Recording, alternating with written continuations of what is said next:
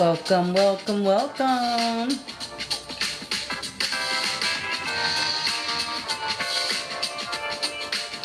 This is the Legacy Lounge. Just gonna rock out to some music before we get started. We got at least 5 minutes before we put this show on the road. Welcome, welcome, welcome. I am your host, Cap Rivera. This is Verse and Vision Live presents the Legacy Lounge. Welcome. We have an awesome coach, author, and essay survivor, Kristina Jones, on this evening. And it's definitely going to be a ride. I already know it. I have super expectation for what this is going to be on tonight.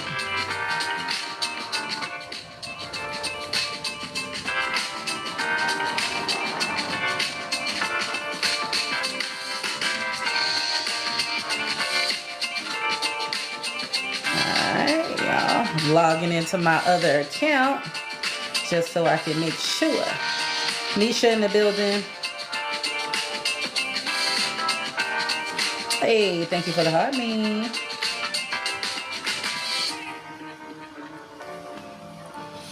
Getting this show on the road.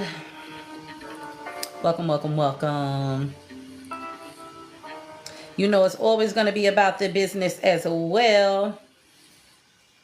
I don't want no commercials, so I got to be very mindful. Very mindful.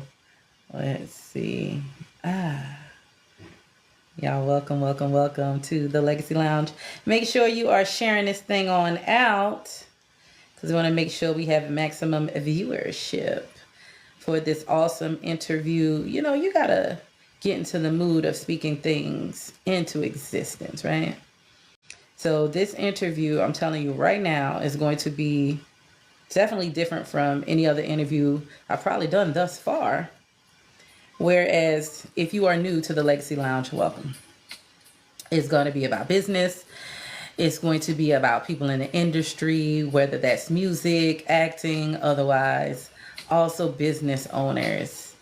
If you have something you've been working on and you're actively doing it, y'all, that's what makes the Legacy Lounge totally different than any other interviewing platform. I want to have the conversations with the folk who are actively putting their gifts out there, and this is their livelihood, this is what they do, and they really feel strongly about it. So I can't always say yes to every person who wants to be interviewed here on the Legacy Lounge, because this work here that I'm doing, it definitely means something to me. So on this evening, we got Kristina Jones, not just a poet, not just an author, but a survivor. Okay. So I guess maybe nowadays in the climate of how we do things, I got to put a trigger warning out on this interview. So trigger warning, y'all. We're going to talk about some deep things. Okay. We're going to talk about trauma. We're going to talk about abuse. We're going to talk about SA. And, you know, she has the autonomy to get as in-depth as she wants to. So please be mindful. If you have dealt with these particular traumas in life, this episode might be a lot for you. So I'm putting that out there already right now. Okay. But definitely welcome, welcome, welcome. Let me go ahead and share this out too. But I got to be mindful not to do invites, but just to do shares. Yeah, no. So let's go ahead. Shout out there to the team. Pappington McGee, JV, K-Spaz, For the Culture, aka Verse and Vision Live. Don't mind me, y'all. I'm literally sending this out so people can know we have a show.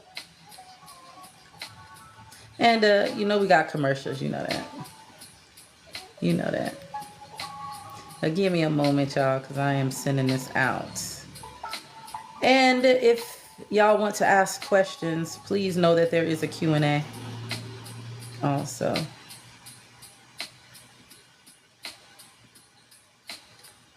All right, let's see. Haven't seen some folks in a while. All right, I've done my shares. Did y'all have a chance to check out my theme song for this show? I definitely did. I said, why not?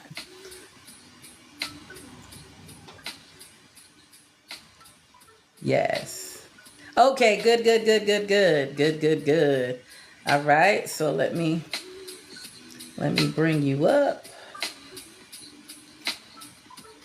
and then I'll turn my cue off. And make sure if you had an opportunity to get that backdrop, I sent it to you. And I always do what I say in business. So I always have commercial breaks that I do, and then we're not gonna prolong this thing. We're gonna do it. So y'all, commercial break. You know how I feel about a commercial break. Did y'all know that we have candle merch? We got candle merch. So what I need y'all to do, go ahead into our main page. All right. Yes. Go to our main page, and you know that little orange shopping cart, you need to be clicking on that. Hey girl, hey. You know I always do my little commercial breaks, so I'm going to do my little commercial break, razzle dazzle, and we're going to bring it right back over to you after I do my opening monologue. All right. Also, you know, share it out to your friends, to your people, to your friends, to your foes, to your family, baby, because somebody always going to be watching the Legacy Lounge. So y'all listen, candle, we're going to get into this peach perfect harmony. All right. It's peach, it's agave, it's Bellini, it's all of those things.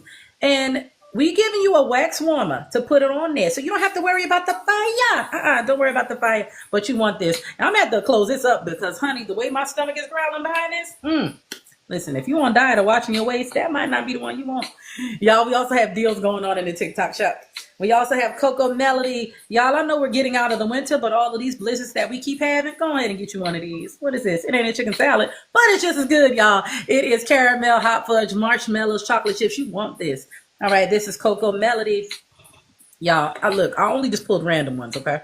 Also, for our Cereal Symphony collection, Rainbow Riff. It smells like, you guessed it, Fruit Loops, okay? But we can't call it that, y'all, trademarks. So we just call it Rainbow Riff. If you get it, you know.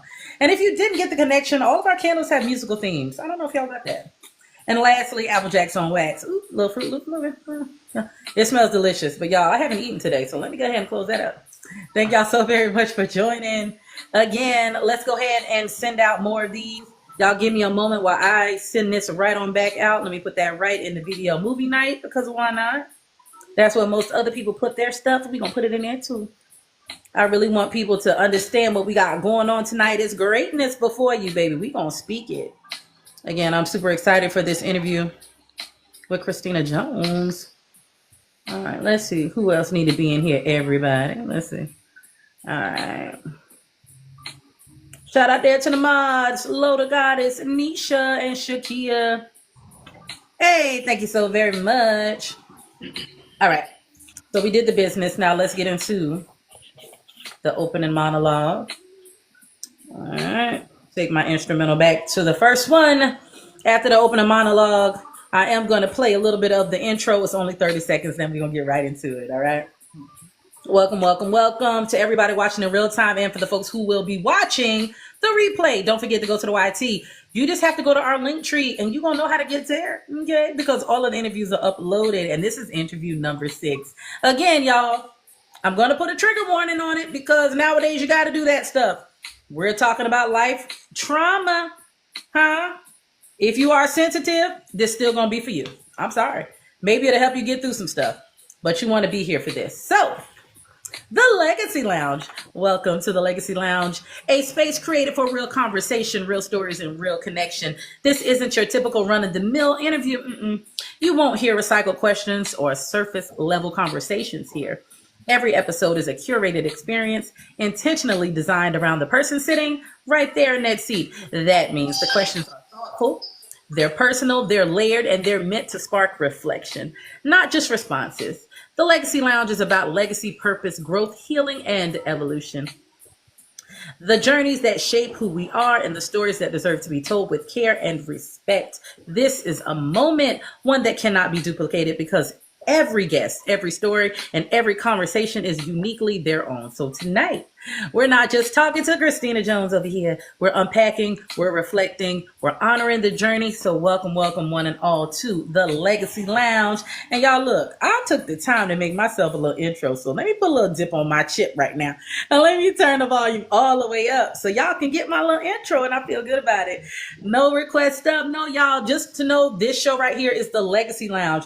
This is one of the only shows here that is not a request up talent show. Yes, we might bring up talent by way of people in the industry, artists, coach, musicians, everything that embodies, a legacy, somebody building and growing. But we are interviewing right now Kristina Jones, and y'all going to be right here. So don't say Cap, we didn't know, So y'all, here it is, y'all. Let's get into it.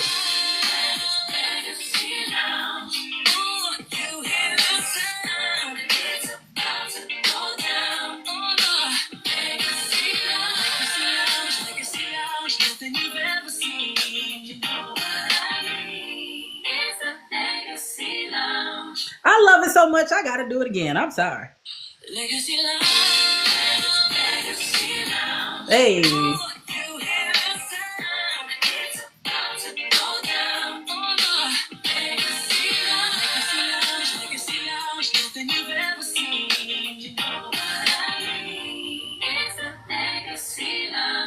Y'all, I am proud of that, okay? As I'm adding other things onto the list, y'all, and later on in other interviews I will do in the future, y'all will learn about the extra little things that I do, honey. I'm not just the host here on VersaVision Live, singer, songwriter, amongst a lot of things. As Pappin likes to call me, a Jill of trades. Not a Jack, but a Jill. Hello. So this is the portion where I'm going to ask you, Kristina, to put a little dip on your chip, okay? I'm gonna need you. Now, I was up and down the page and I was reading stuff and I was scrolling. But what I do realize is a lot of people really don't big their self up, and they don't really talk about their accomplishments and all these other things. So I wanted to make sense, because I can say a lot of things about you, but I really want you to give them a little introduction. Also, I want to tell you how this interview runs as well. I have sections of different questions. If there's anything that is totally uncomfortable, you do not have to answer it. We can go to the next question. If you happen to answer something that we didn't get to yet, then we'll minimize it. But this is not one of those 15-minute interviews, honey, because we're going to get in depth and in your business, okay? And that is what we're going to do. Yeah. All right. So, Kristina, go ahead and do your thing, and baby, we're going to get right into it. Yes. So I just want to say thank you for allowing me to come up to share what I do. My name is Kristina Jones, and I am originally from Florida, born and raised, but I relocated to Chicago, and that's where my husband and I have a business. It's called Suppressed Wounds Redemption and Recovery, or SW Redemption and Recovery for short. This actually, it started off as because I do spoken word and poetry. And thank you, because you allowed me to come up one night. I think that was like several months ago when you guys got. Yeah, listen, I know you did poetry for us before. You told us a little bit about your story then. I keep this stuff up here. I keep it up here. So go ahead, hon, continue. So Suppressed Wounds, it started off as a spoken word piece. When I moved here to Chicago, I started visiting different places. Trying to find some poetry spots, clean poetry spots. And the first place I went to, it was called At Ease. And that's out west. That's on the west side of Chicago. And then I was able to meet a young lady who told me about hot sauce poetry, which is clean poetry. Mm-hmm. So I went there one night. I did some pieces there. I spit some pieces there. And I was asked to headline. So my very first time headlining in Chicago was in 2019. And what I believe, because I talk about God, y'all, so trigger warning. What I believe God was leading me to do was write a piece about overcoming childhood and adulthood sexual trauma, which led me I just started writing beaten, battered. You know what I'm saying? I just started writing that. And once I completed that piece, I titled it Suppressed Wounds. And that's, so that was 2019, 2022. I released my very first book, Suppressed Wounds, Redemption and Recovery. And so I released this in 2022. And in 2023, that's when we developed the LLC for Suppressed Wounds, Redemption and Recovery. And we moved into our first storefront. That was in 2025 of June. So we're here in Chicago. And I like how, even though everything, and we'll get into it, it's a lifetime in the making, but how this portion of your life seems like a quick work. Mm-hmm. Because a lot of people don't write the book, don't get the storefront in that amount of time. So whereas when people see us pop up sometime, they're just like, oh, that happened overnight. No, baby. It was a process. Mm-hmm. But now I'm able to fully, have it and operate in it. So y'all, once again, this is the interview y'all not gonna want to miss. Shout out there to Eva in the building. And y'all also, because I see a question in the chat, y'all can also put questions in the chat for Kristina. We will have a Q&A if y'all have any questions. But I'm pretty sure we're gonna cover so many things. But if you do, we will have that portion. Yeah. The Legacy Lounge is invite, y'all. It's by invite. It has a lot to do what a person has going on. It's not just a thing where, oh, I do something from time to time, let me come on. No. It is a life's work. It is building legacy. It is what's the product? Exactly. I reach out. But there are a lot of spaces who do similar type shows. So just put your feelers out there and put yourself out there always to talk about what you got going on. And then if it feels right to me here at the Legacy Lounge via Versa Visual Live, then okay, it'll be a thing. But y'all, it got to make sense, okay? So we're going to get into it. Again, trigger warning. We're going to talk about some sensitive things. SA is one of them. We have to be mindful about the words that we say on social media because we don't want to be blocked or banned. Yeah. And y'all, this is sensitive stuff we're talking about. We're not just talking about, I had a crush back in the day on somebody and they broke my heart, baby. We get into the heavy things, okay? We're getting into transformation and all of that. But SA is a big topic, and I know y'all know what SA is. Okay, if you don't, go ahead to the Goobs. Google it. Okay, we'll be talking about it. Okay. And baby, we starting off very strong. Again, all of these questions were curated with you in mind. There's no fluff here. We don't do fluff. Okay, we're gonna get right into it. So the first section is your story and your upbringing. So question number one, before we get into the heavier parts, because I know it's going to get heavy, of your story, can you tell us about your upbringing? What kind of home did you grow up in and what shaped you as a little girl?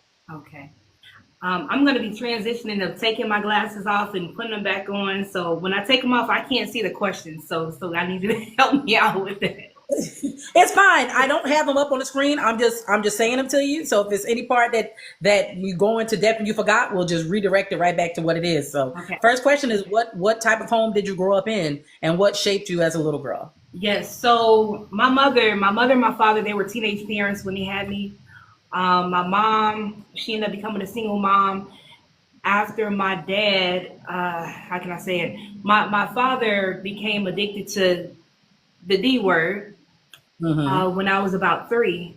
And at about age 3, that's when my mom, she ended up I had another sister, and we lived in the projects. For those who may join from St. Pete, it's a project called Jordan Park.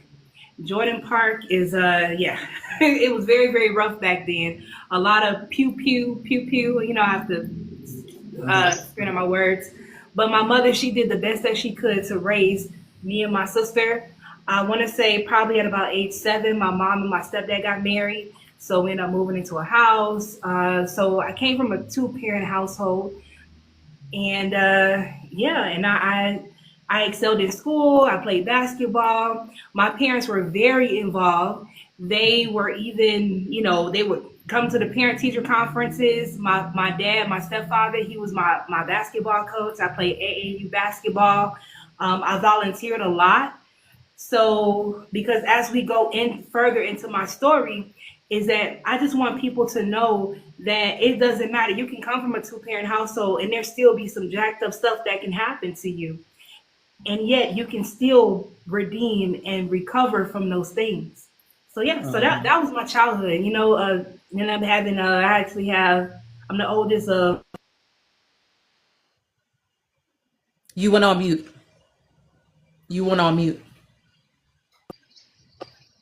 I don't know how that happened, but my bad. The devil is busy, but this testimony will go out and this interview will go forth. Go ahead. Yes, I didn't even touch that, but yeah. So I'm the oldest of 3 girls, and that's how my childhood was. A lot of other stuff happened in between, but like I said, for the most part, grew up 2-parent household, and my parents, they did the best that they could to raise us. That brings us to question number 2, because we're getting right into it. I went up and down your page. Your parents were young. I believe you said your mom was 17, your dad was 16.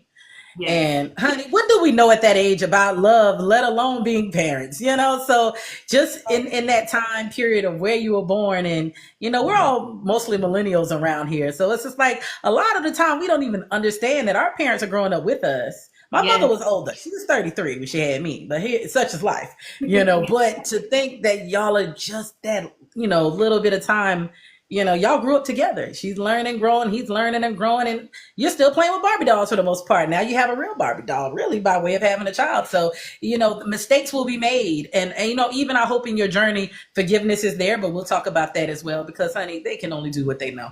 And a lot of times they don't know much. So we're getting straight into it. You shared that your abuse, your SA, trigger warning, y'all. We will be talking about this.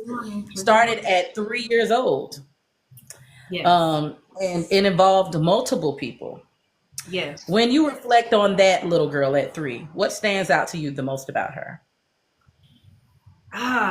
Let me back up for a quick second. So I ended up doing an interview with Trapping Anonymous, and Wow. Okay. when he and I were talking, he was texting me certain questions, and he was like, did your mom ever feel helpless or hopeless when you were going through all these different things? And while he was texting me that, I received a phone call from my mom. So I'm like, Mama, did you ever feel helpless or hopeless when I started going through all these different things?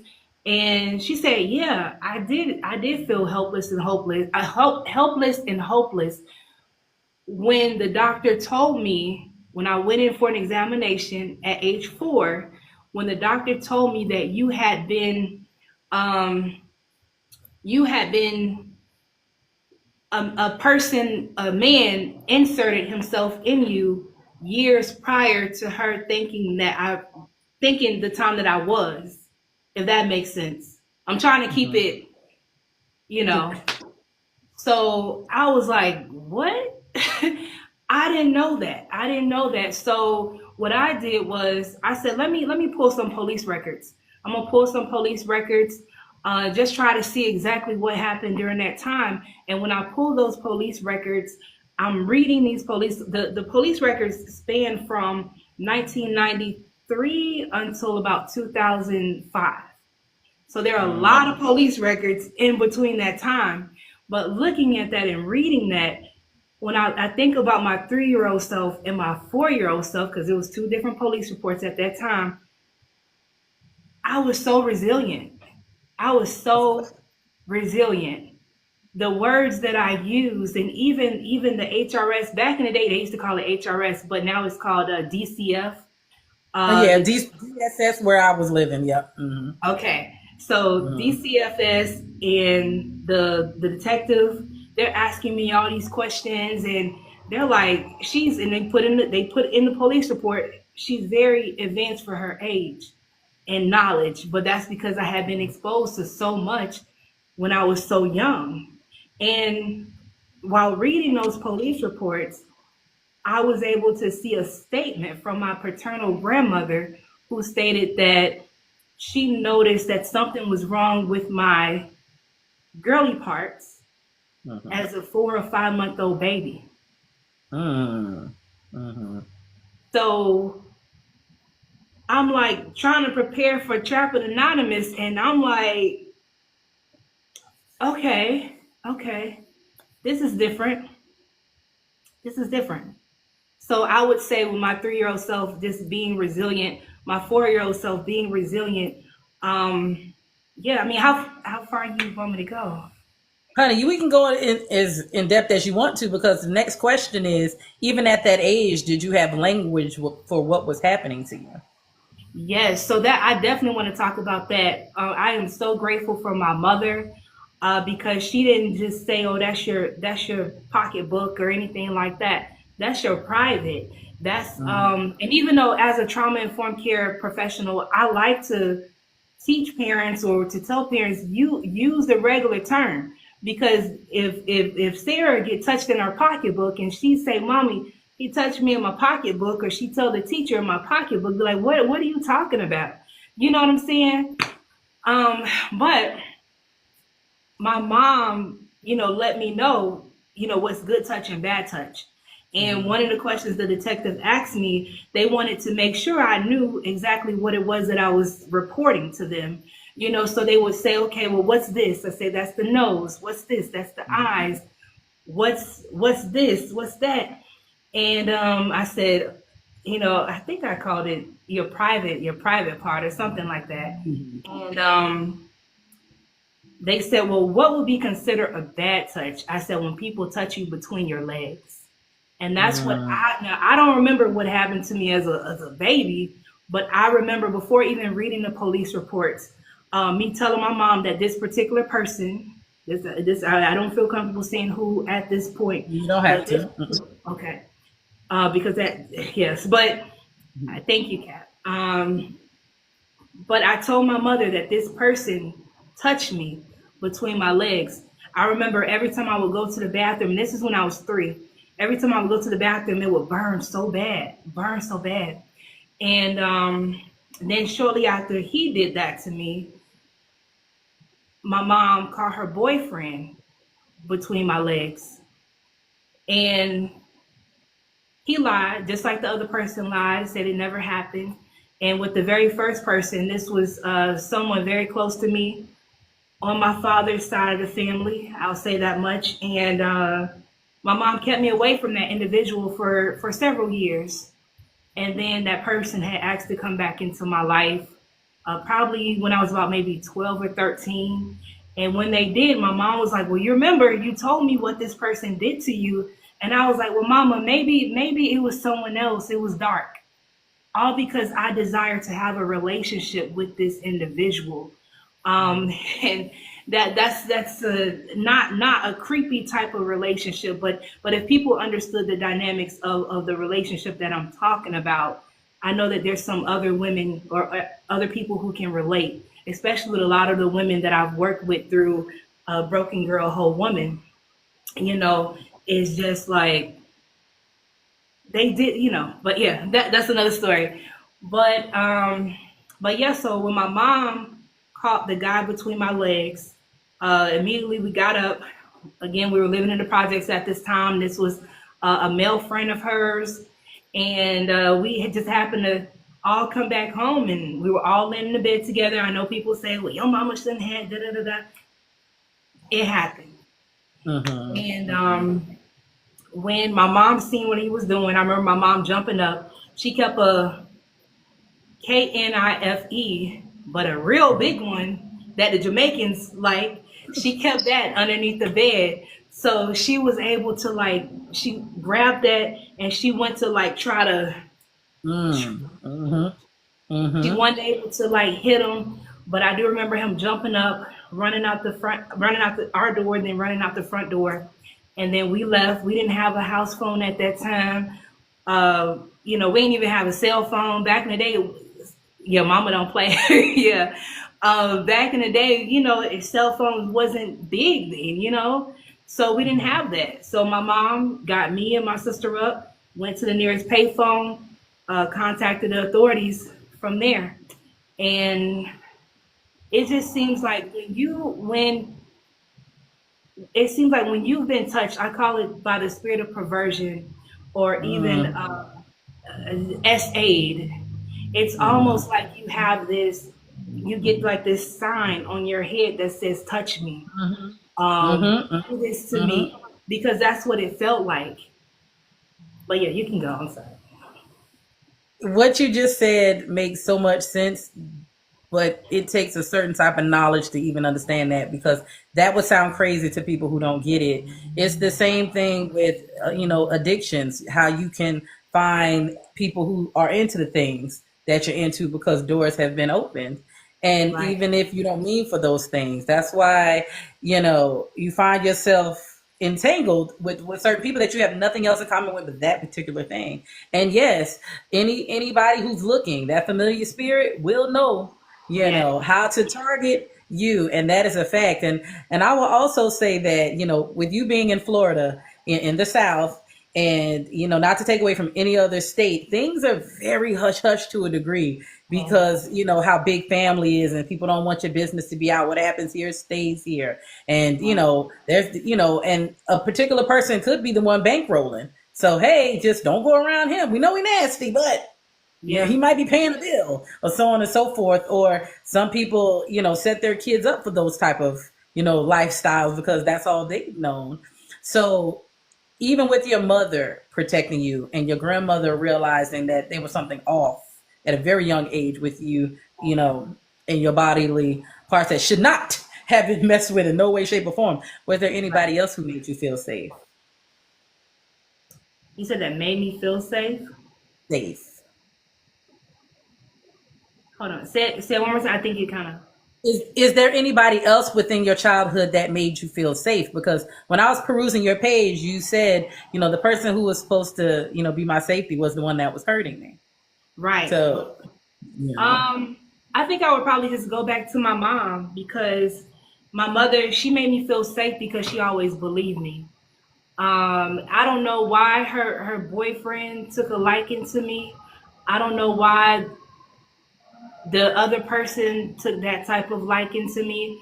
I don't know, but my mom made me feel safe because she always believed me.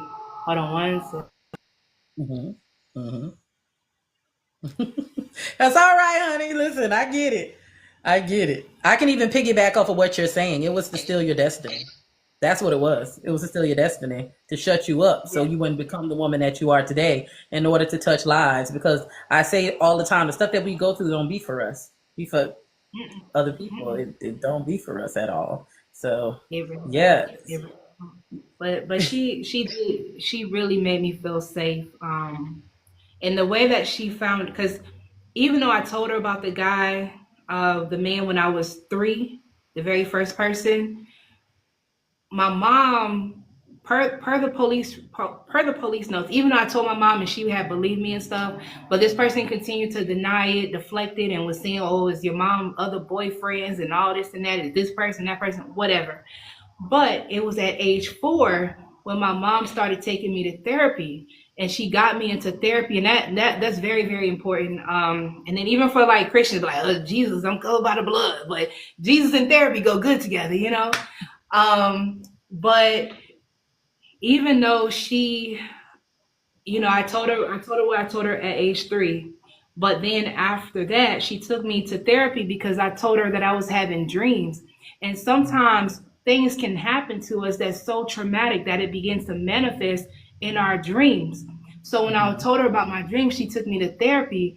And per the police records, it was the therapist who pulled that person's name out. And she was like, "Who is this person?" My mom was like, "Oh, that's such and such." So it was like, even though before reading the police reports, I remember going to a therapist. I remember her showing me images and things like that to determine, like, is she really saying what she's saying? Because those are some serious, very serious allegations. And this person was facing a capital sex battery charge. And again, they denied it. Her boyfriend, he denied it. And then at age 5, we ended up moving in with some relatives, but this is before my mom got married. We moved in with some relatives because things got a little hard for my mom, which is understandable. But that had exposed me to corn. Porn Mm-hmm. at Mm-hmm. age 5. Mm-hmm. My older cousins would watch it because their parents had a huge collection of it. And one of my older female cousins, she began to, we would watch it we started watching it by ourselves. She was 12, I was 5.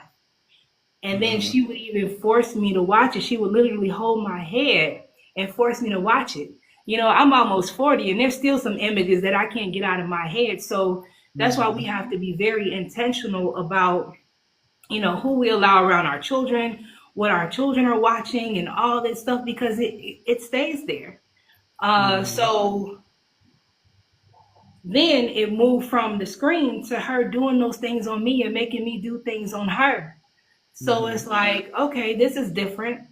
I didn't tell my mom until I was 13 because I didn't want to get in trouble, you Of know? course. Mm-hmm. And one of the other things that, just to kind of piggyback on, things to look for when someone is being essayed, especially a child. Some things to look for if they're acting out, of course. Because that was in the police reports that I would act out with my baby dolls, doing all kinds of crazy stuff with my baby dolls. And then bedwetting, that's a sign. So just wanted to say that. But that happened. And then also at age 5, I remember being in the bathroom, just sitting on the toilet, little 5-year old, and I seen a can of air freshener. And I'm like, and something said, spray it in your mouth. So I sat there, I sprayed the air freshener in my mouth. It's a crazy story, but it got me, I don't know if I can say high, but it got me up here. And I remember that euphoric feeling, and I wanted to feel it every single time. So every time I got a hold of some air freshener, I would just, because more like a huffing situation. Yes, because, but it was, I could have unalived myself putting that poison in my body, because I was spraying the whole thing in my mouth, and like they'll be like, "What happened to the air freshener? I just bought some air freshener," and I'm like, my little self is using it to get high, and I think that I was subconsciously trying to escape what it was that my older female cousin was doing to me, and because she did that with me for probably about 2 years. And then, like I said, my stepdad got married when I was 7. And then I thought maybe these things would end. But then it was another cousin and this cousin and that cousin. Then I got assaulted on a church bus in the middle of the day. That's why I said it's like you have this thing on your head. And if people be like, oh, you just want to be a victim, it happened,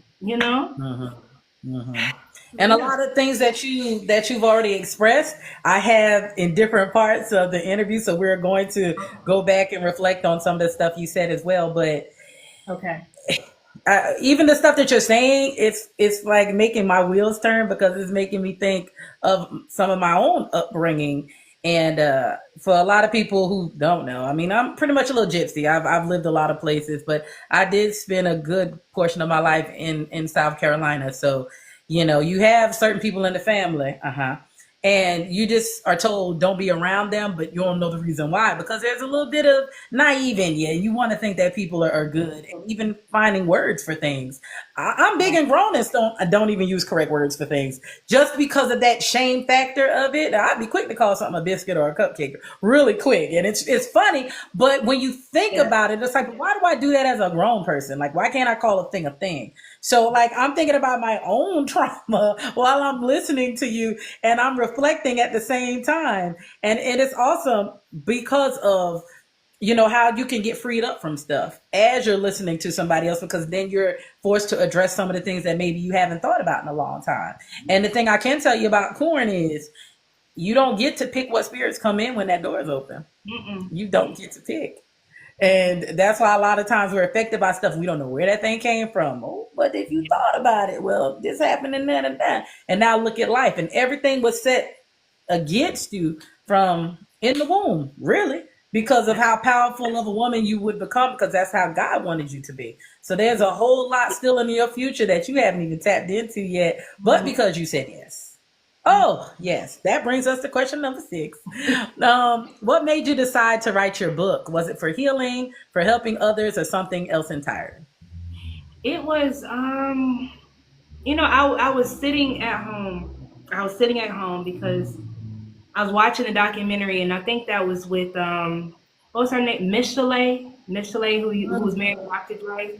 And I was watching her documentary, and all of a sudden I heard, which I believe that was Holy Spirit, that was God saying, it's time. And I'm like, it's time. It's time for what? Like, because I had taken like bits and pieces. I love to write. I've developed a love for writing in like elementary school. And my mom, she's always gotten us like journals and having us read, and I remember taking, probably about 15 years ago, taking portions of things that I had written throughout the years, and I submitted it to a Christian publishing company.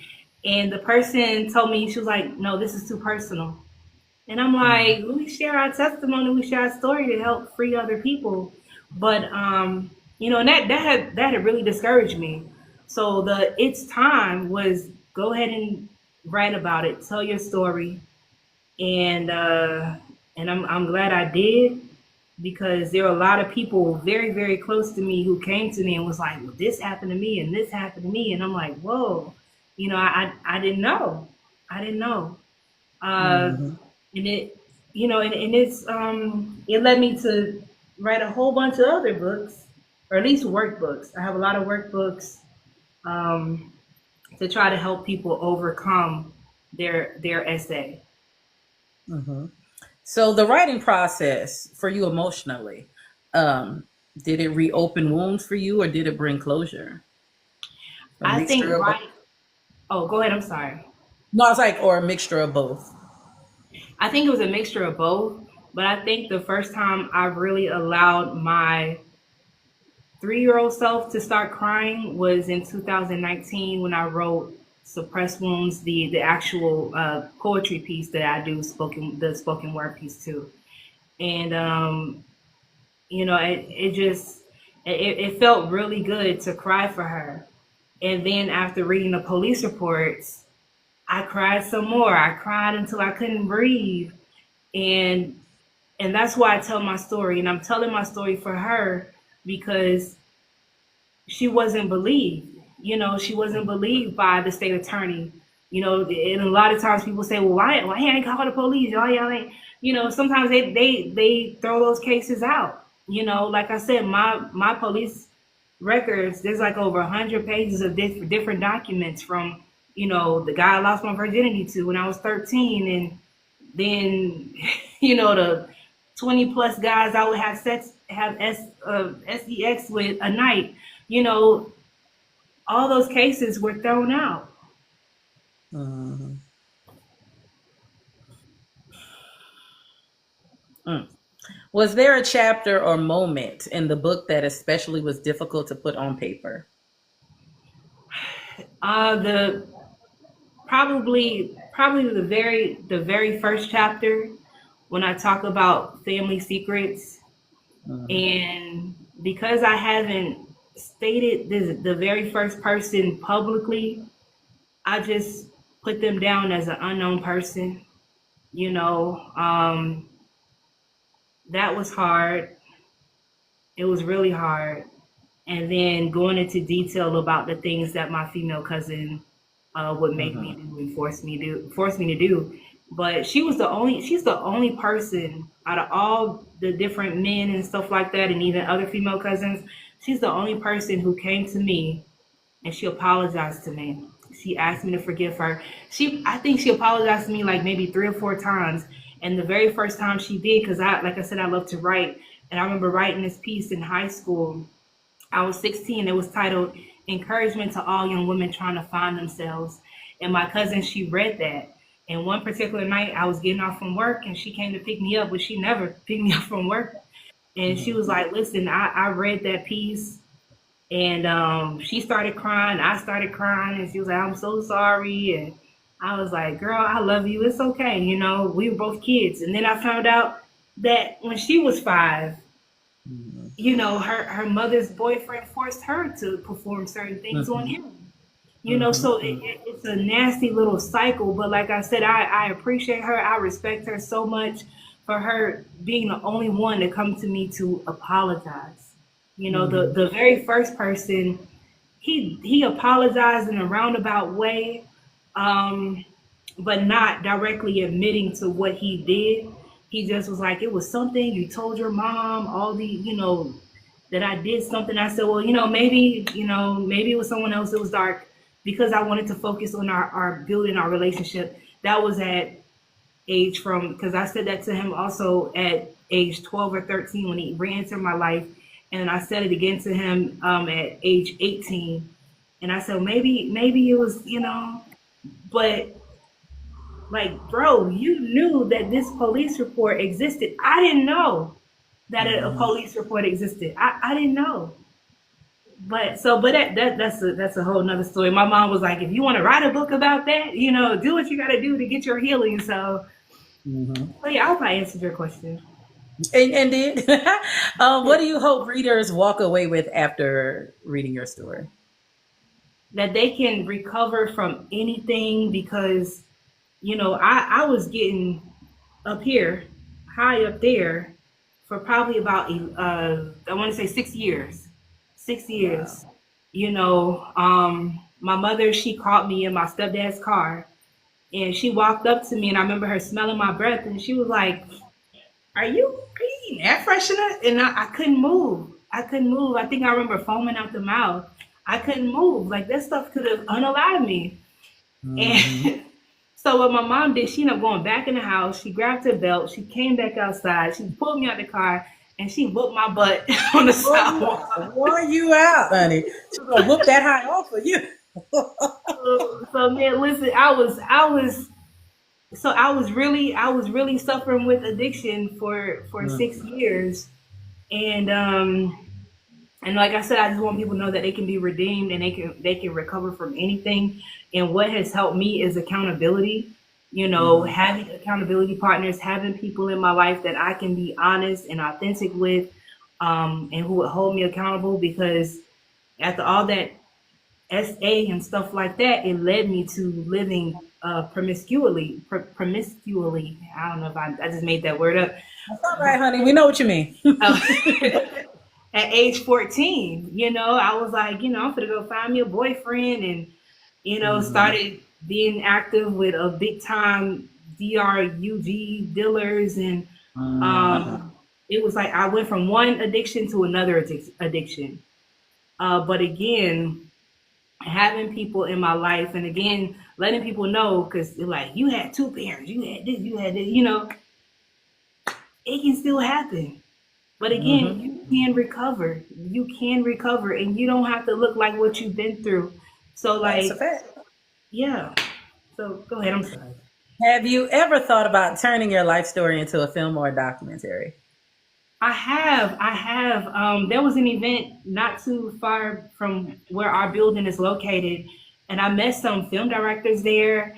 And I'm like, I really want this to be a documentary.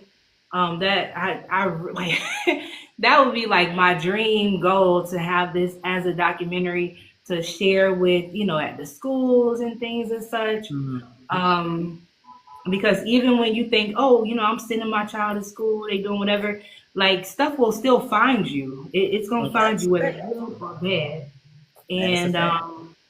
yeah, because boys would literally, they would like come to my locker. No matter how much I tried to avoid it at times, it is what it is. So Hmm.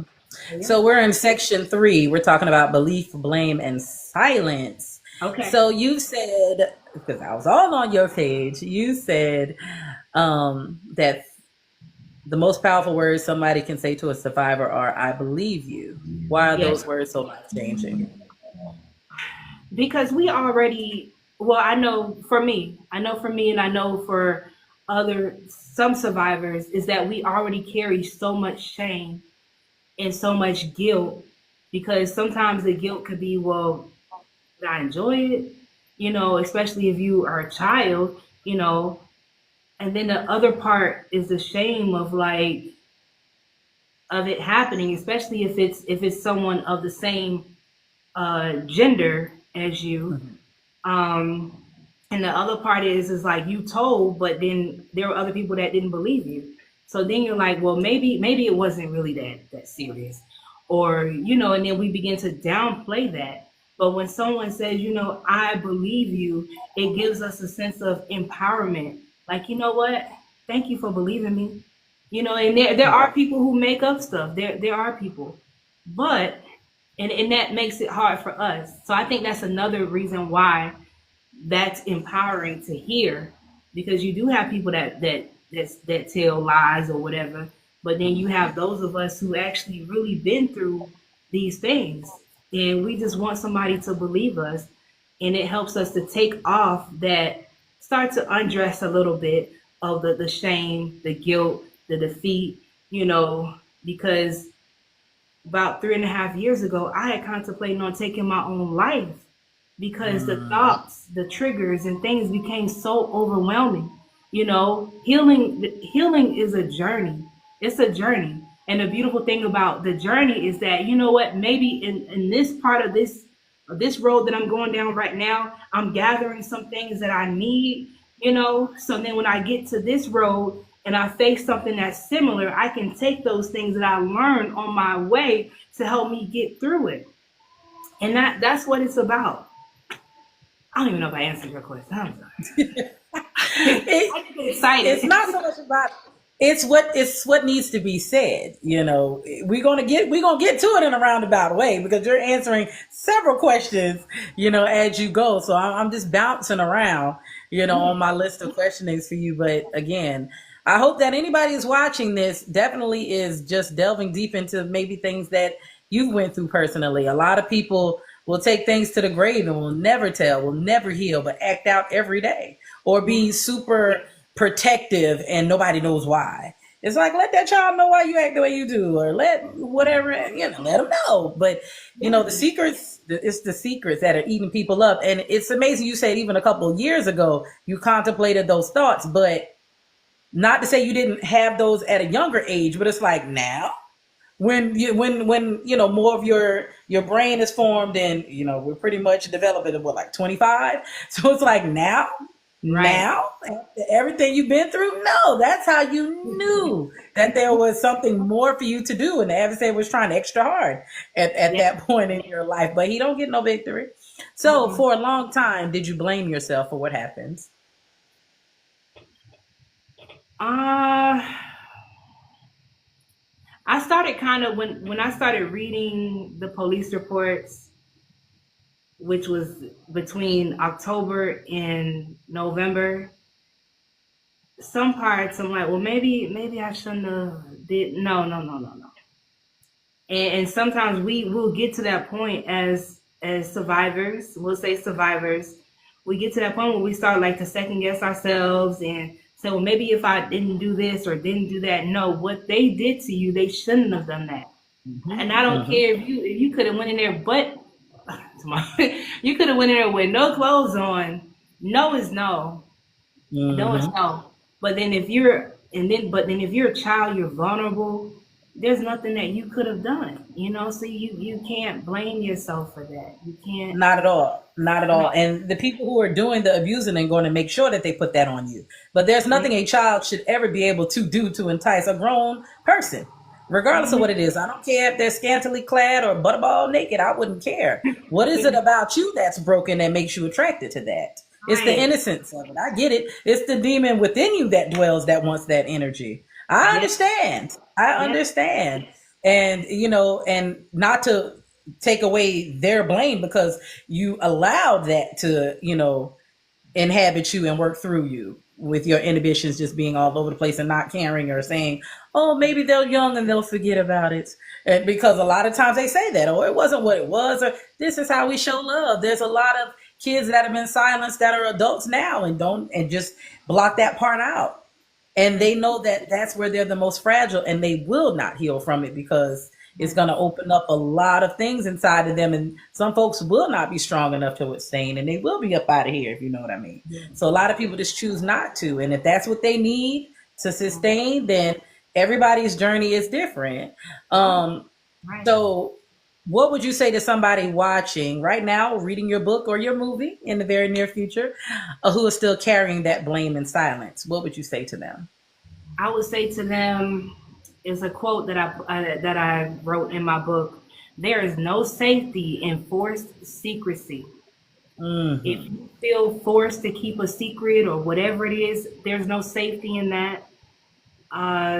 Your voice, it has power. Share it. And I'm not saying you got to go because I've been in like doing ministry and things like that for over 20 years, sharing my story. And I'm not saying you got to get on the stage and share it amongst 5 billion people or get on TikTok live or whatever it is, but do whatever you feel is best for you to release it. Write it out, scream it out, cry it out, talk it out, but get it out of you. Our emotions helps to release and relieve us from the things that's trying to eat us alive on the inside. There was a time when I felt tormented in my mind where I couldn't even sleep right, and I'm like, nah, this ain't it. This ain't it. I need to talk to somebody. And the moment that I began to talk to someone, I just felt that like that pressure coming off. And sometimes for some people, getting on, social media, it has helped a lot of people. As people like, oh, you can share all your business, whatever. So, you know, We share everything else we don't have no business sharing. and, and I love encouraging, especially my clients, is to or just anyone, get into like private Facebook groups, go into a Facebook group and then like, people be going live and stuff like that. Join in those groups. And then you can post as an anonymous person to talk about what you're going through. And then you'll be like, whoa, oh, you're going through something like you went through something that I went through, and then you bond over that. Now, trauma bonding, that's something different, but That's different. being able to relate with someone, it's empowering. And but that's what I would tell them. Write it out, scream it out, cry it out, pray it out. Go to one of those rooms.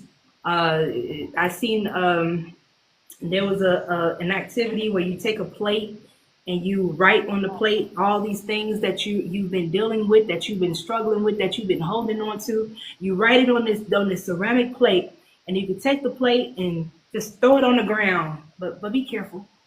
It's like it's therapeutic. It's therapeutic, but those are the things that I would say. If it's a secret, it's not safe. So.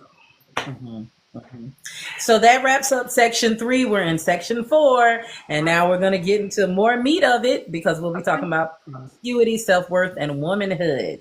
Again, trigger warning, folks. I miss the times where we ain't had to say all of that, but again, if it's triggering to some folks, good. Do the work. And this might help you jump it off. Get the book, and we'll talk about all of that. Because I'm also at the end going to ask you to do a piece as well. Okay. Whatever it is that you want to do. So, and we're actually almost halfway through, y'all. Listen, I will give a long interview. That's the fact. As we're wrapping up hour 1. Yes, it's going to go a little over. Probably not 2 hours, but baby, we're going to get into the meat and potatoes because this type of conversation that we're having is well needed and nothing is rushed and you can answer how you want. It doesn't matter if you think you answered it or not. Honey, we can always go back to it. But I love that it's bringing out other things, because I definitely curated these questions so we could just really get into the things that people don't want to discuss because of hurt and pain and hurting other people's feelings. Or I was just on Facebook the other day, and there's this girl that I don't know her that well, but was around her a few times, and she's young. She's mid-20s. She got married, has a kid, and she's trying to do social media as a content creator, and she has some of the same stuff that you're talking about that she went through, and now family's being very threatening to her. And I nicely wrote in her comment section, girl, I support you. Tell it all of it. You want to name a name? Tell it. Why are we protecting them? Now I get it. She's young and she's fiery. She needs to let this stuff out, but she has a daughter.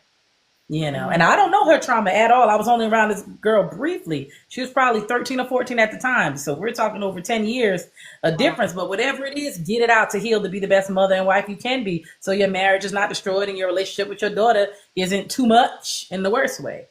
So, but I can understand it. Again, they live in South Carolina. And things are a little different in these smaller towns because you don't want anybody to know that your favorite uncle is a freak, literally. And not in a good way. So, and I just told her, look, I got your back. Whatever that look like. You want to come on the Legacy Lounge, girl? We'll talk about it. Let's expose it for what it is. Yes. So, you've spoken openly about promiscuity being a part of your journey. Can you help us understand how trauma shaped your relationship with your body and intimacy? So what led to that? What led to that? Other than people just taking it from me, just taking my, what was that? Oh my goodness. It's for colored girls. And she said, you took my something from me. But anyway, age 13, I meet this guy. He was the brother-in-law to my aunt. and he took a liking to me. We were at a theme park, just chilling out, hanging out and stuff. And then he asked me did I want to come back to the hotel because they were actually visiting uh, my aunt at the time. They were stationed in another country, so whenever they came over to the states, whoever was in like the surrounding states or whatever nearby, they'll come to that place to see them because y'all in the U.S. now. I can come see you. I can't go over to whatever country they were in. So that's how it was. So, everybody meet up. Oh, we going to the theme park. We going here. We went to Busch Gardens. And then, like I said, he took a liking to me. And I didn't really, because at that time I was struggling with my identity, my preferences, because I had been exposed to so much. And I didn't see it as this or that. I just was like, whatever brings me pleasure at that point. So when he took a liking to me, that was different. And end up going back to the hotel after we left the theme park, and that's when he began to do stuff to me in the pool. And I got out the pool or the hot tub or wherever I was, and I ended up walking to the bathroom. He followed me in there, and boom, that's where I ended up losing my V at. And I started writing him because he was like, write me letters and stuff, write me letters. And then he was like, call me at a certain time. So I would sneak and call him. I was in 8th grade. He was 19.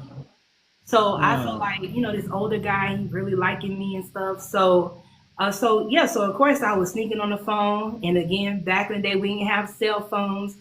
We didn't have, at this time, we had a house phone. My mom got married, so we had a house phone. And then we get the phone bill. We used to get the phone bill in the mail. So I would take the phone bill and I would try to hide it, like just ignorant stuff, right? Because I didn't want my mom to see that I was making long distance phone calls.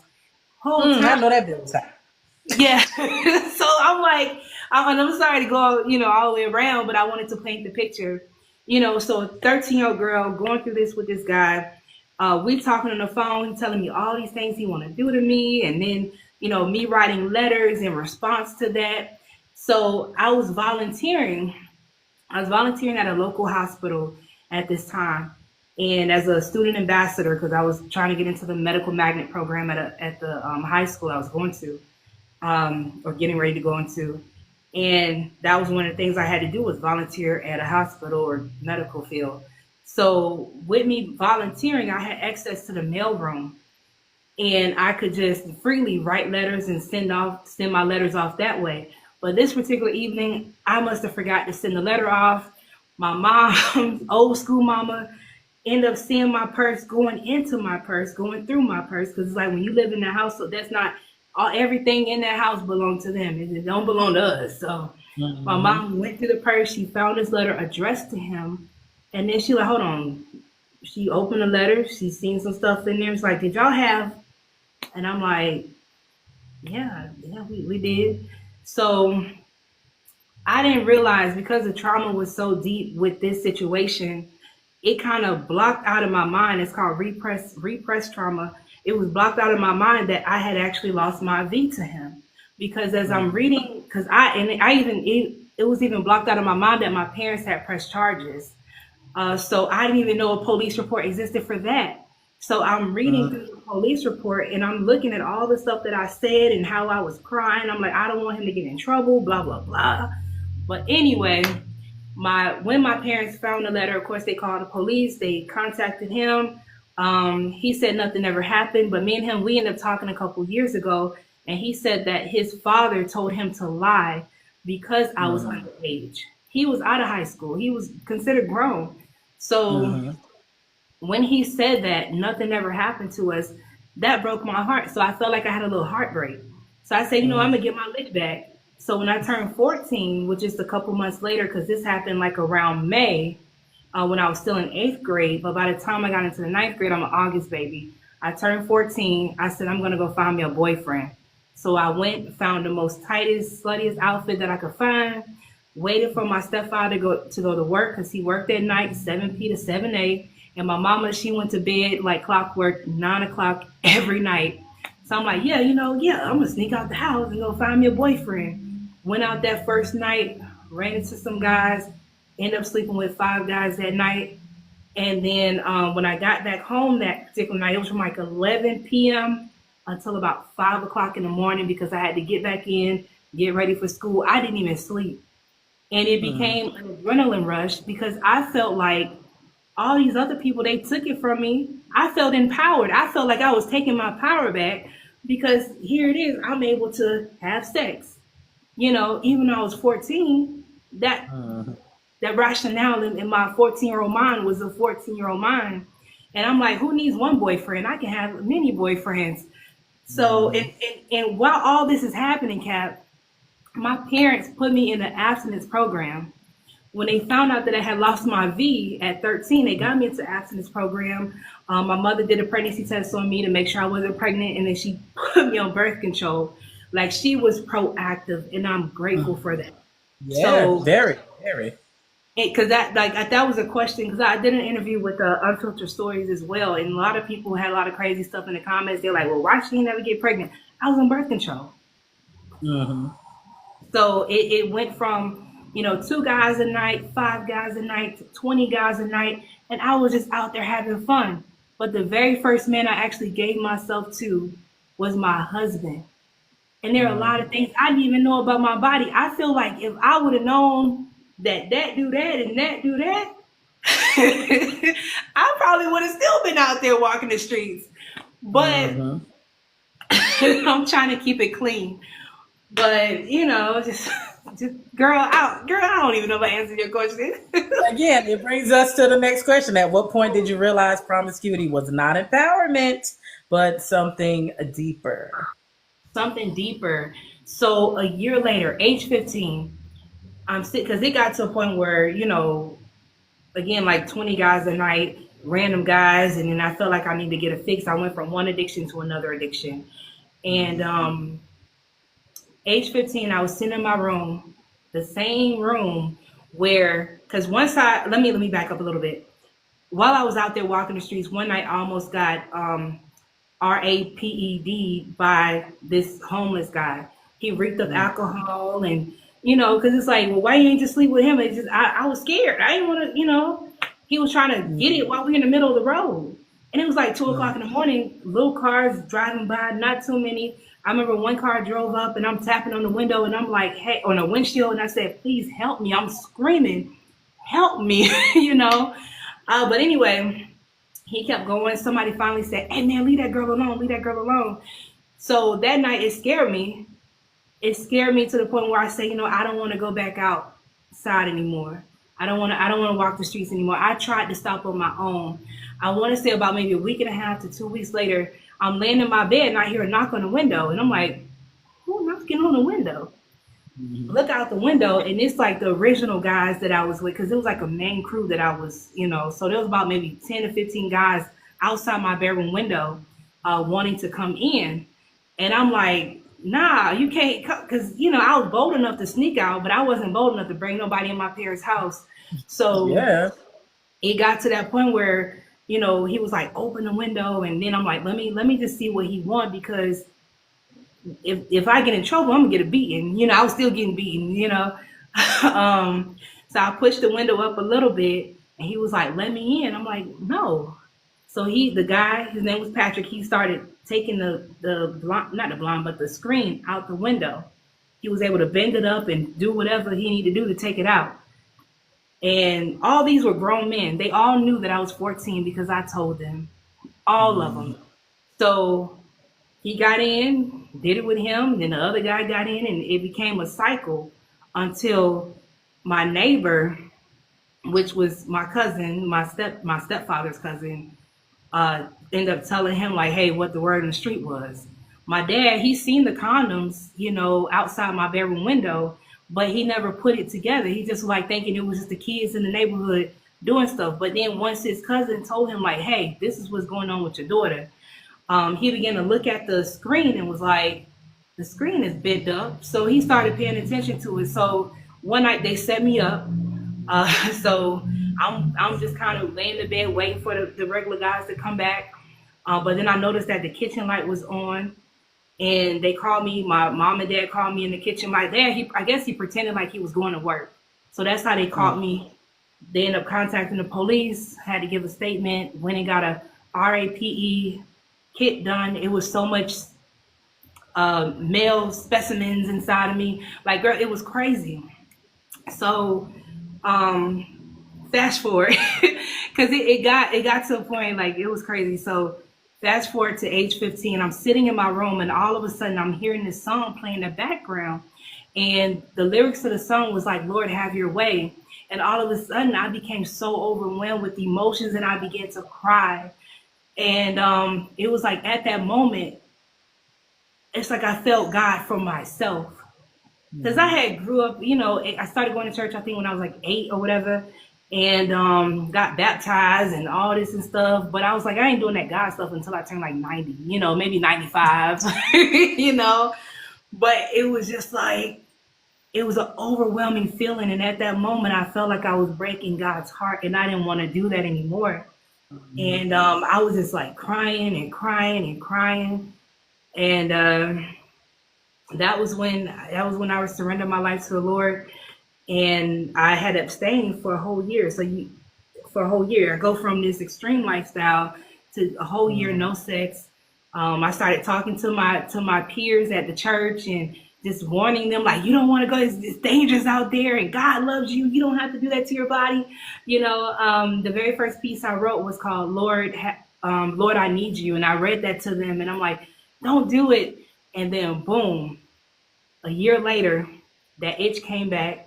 Ended up getting with somebody from school, and I tried to go back into the streets. I ended up meeting somebody off this chat line. Back in the day, it was called Tampa Ratings. So I ended up meeting him and had relations with him. And then it was just something different. It just, that conviction, it hit different. And I just couldn't, I was like, you know what? No, I don't need to do this no more. And then the cousin who told my dad about what was happening, he propositioned me. He started coming over because he had been trying to sleep with me. He was trying to get with me for a while. And eventually I gave in. And but it was like after that, I'm like, nah, I can't do this anymore. So went to one of my mentors. I told her what happened, talking to her. She was one of my pastor's wives, Mrs. May Payne. And then you have Mrs. Janice Jackson. I love them. Mrs. May Payne, she died before she was able to meet my husband. Because I'm like, I want you to meet him. Like, you pour so much into my life. But I'm just so grateful for those women, because I would talk to them about these things. And then Miss Payne said, you need to talk to your mom about what you started back doing. And I was heartbroken over that. And that's what helped me. Now I ain't going to say between 16 and almost 40 that I ain't had no sex in between, because I did. That was something I really struggled with. That's why I have one of my workbooks called Help, I Can't Stop Having Sex.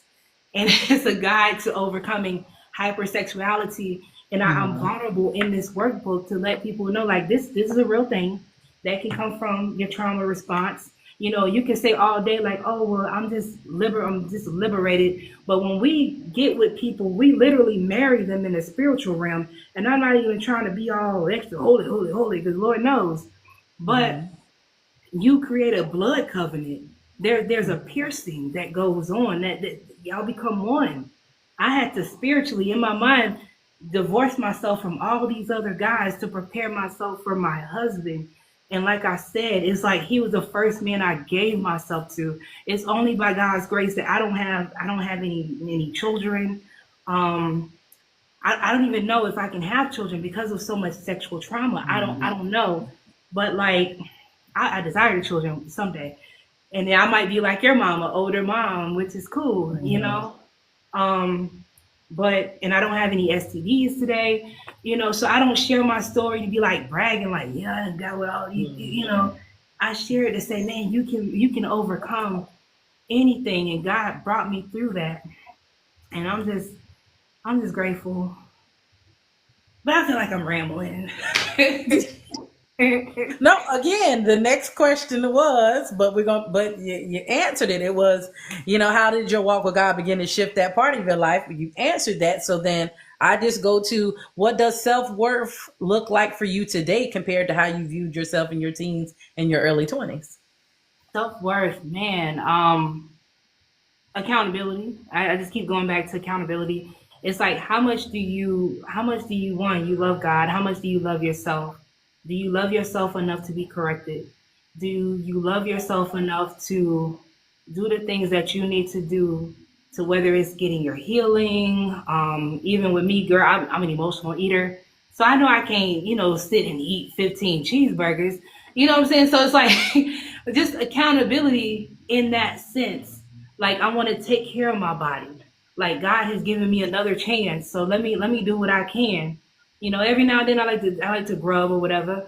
But again, it's all about accountability. I'm mindful of who I'm around, who I allow to touch me, because I do believe in the transference of energy, because sometimes that stuff it manifests in my dreams, and I'd be like thinking like somebody touch me. I ain't trying to be like Jesus when he say, the woman touched the hem of his garment, but I be feeling that, you know what I'm saying? So I be mindful of who I'm around, what I'm drinking, and all. Just it's just about just being present in the moment, and I think that's where our self-worth really really lies. And it's like, okay, I want to be here, I want to be in my right mind, so I have to be mindful. I can't have certain friendships, I can't be around certain people. I just can't. It's not because I think that I'm better than them. It's that I don't want to go back to having a whole Yeah. lot, like just Yeah. you know, Yeah. getting with all those different spirits again. I You can't. know, as your life becomes elevated, as I say, some people are seasonal, temporal, and permanent. And sometimes we don't know where to place people because we try to take people along the journey with us that aren't meant to be on that journey. And it makes us stagnant and stale. And sometimes we don't reach our potential because we trying to bring Billy Bob with us when Billy Bob should have been left on the curb. So, if, like I say, take account of who you got in your life. If they're not edifying, helping the journey, lifting you Yes, up, praying for you, not praying on you, but praying for you, then they got to go. that Point part. blank, period. They got to go. So the 13-year-old version of yourself, would she be proud of you today? Yes, she would. Yes, she would. So we're section 5, love, marriage, and redemption. You met your husband. Yes. And I love that for you. You met your husband and married within a year. Short Yes, courtship, and I love that. What did he see in you that you didn't see in yourself at the time? man. Because we met on Facebook. We met on Facebook first of all. Mm-hmm. So we had been Facebook friends for probably about 8 or 9 years before he shot his shot. You know, he just I don't know. Maybe he just seen a beautiful woman. No, he loved how I spoke boldly about my stance with the Holy Spirit, with the Lord. That was one thing. Also, he fell in love with my mind. When we started courting, or him vetting me, I waited to tell him my age because I had encounters with guys. I'll tell them my age, and then if they were, because I was like always attracted to older men. My husband, he's 13 years my senior, but Okay. it felt like we've known each other forever. Mm-hmm. But like when I would tell an older guy like my age, then they'd be like, "Yo, yo, yo," trying to act all hip. Like, no, just be yourself. It's cool. and Yeah, granddaddy, calm down, control yourself. Yeah. oh, they're trying to sag, and. But Mm-hmm. my husband was just cool. And when I told him my age, because I want to say I want to say I might have been like 27 maybe at the time. And he was like, he just stopped talking altogether, and we courted long distance. Mm-hmm. So, and then I thought something was wrong with him, because I'm like, why he ain't talking to me about sex? Like, yeah, I love the Lord, but it's like, what are you talking about? And I was so used to that. And I felt like if a man wasn't trying to have that with me, then they don't love me. But it's like, okay, but God, I love you, and I know my body is a sacrifice. My body is the temple of the Holy Spirit. I was still like struggling, Mm-hmm. in between that. So it's like he's in Chicago, I'm in Florida. I mean, he's in Illinois, I'm in Florida. So like, Mm-hmm. this can't be real. But like every conversation we would have, it was like God was telling him my secrets, the desires of my heart. And Yeah. it was amazing. And like I said, he I fell in think love that was with, the best thing for you. I think that was the best thing for you. A lot of people look at distance as a bad thing, but it definitely does make your heart grow fonder. And the dynamics could have been totally different if he was in your face 24 hours, like, and there was never a time for you to miss me, So yes, get to know me, because I just can't drive 20 minutes and go see you. And Right. I feel like obviously that was a match made in heaven, because he loved you for your heart first and for your mind, and you already had your business out there, so it wasn't a thing where I'm finding out stuff later. Like, here it is, and you're still choosing to want to be a part of my journey, knowing I come with this stuff, because you're still healing, and this is the baggage that you're coming with. And yeah, most men gonna run for the hills because it's a whole lot of, and they ain't gonna want to deal with it, because spirit spouses are a thing. And whereas he's trying to get close to you, he's fighting against the people who are already embedded in you, in your DNA, in your bones, and all of that. So I applaud that man for that. Now, was it difficult to allow yourself to be fully loved after experiencing abuse? Yes, yes, it was, and I think it was difficult too because I couldn't control the situation. I couldn't control the outcome, and sometimes we try to control it. And God's like, "No, I'm in control. Like, just breathe, babe, breathe." Because I was like 2 weeks before he reached out to me talking about he wanted to be my knight in shining armor, girl. I was like, mm-mm. I was involved with this guy. I call him. He's chapter, I think, chapter 11, the Jamaican server, and So it was very hard for me to disconnect from this person because before I had abstained. There were 2 times I abstained for 4 years. So with this particular, I had abstained for about 4 years, and then I end up doing it with him, and I just felt like I couldn't let it go. I couldn't let it go. And when we started talking at the beginning, I'm like, "Are you married? Have you ever been married?" He's like, "No, I'm as single as can be." That's a red flag. He's saying it like that. But anyway, we continue. And I told him, I said, "Well, the next guy I'm with, I want this to be my husband." And he's like, "Well, yeah, that's fine." But it happened. And let me fast forward. So it happened, and then one particular night when we were departing, we were going our separate ways for the night. And I asked him again. I said, "Are you married?" And he said, "Yeah, I am. I've been married for." I think he was married, but he was separated for like 7 years. I'm like, "But you're still married. You're still married." So it was like I feel like the Holy Spirit was like, "I told you." So it hurt when we had to rip apart, and it hurt because it was so easy to talk to him and so easy to do other stuff with him, but that wasn't my husband. I knew that wasn't my husband. I knew he wasn't my husband. That's what he said, spirit spouses, like we weren't. It was never meant for us to be together.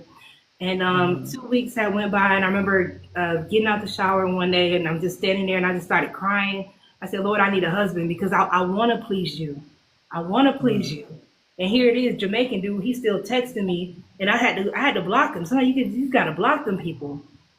And that's 2 weeks later. That's when my husband made his intentions known, and it just felt natural. It felt normal. It felt like we've known each other for a very long time, and us doing, getting together, being married. There's things I found out about him, so it was like, man, this is big. And then he got a book, Broken Man Made Whole.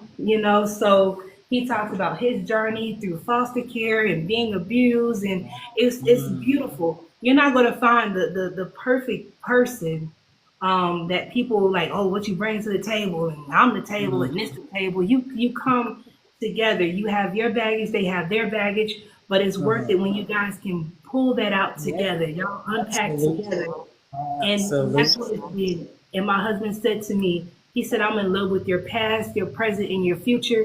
And he's been pushing me to do this, and I'm just so grateful for Mr. Jones. So, yeah. Girl, if I could smile any big, I wouldn't know what to do with myself. What does healthy love feel like now compared to what you thought love was growing up? Real love feels safe.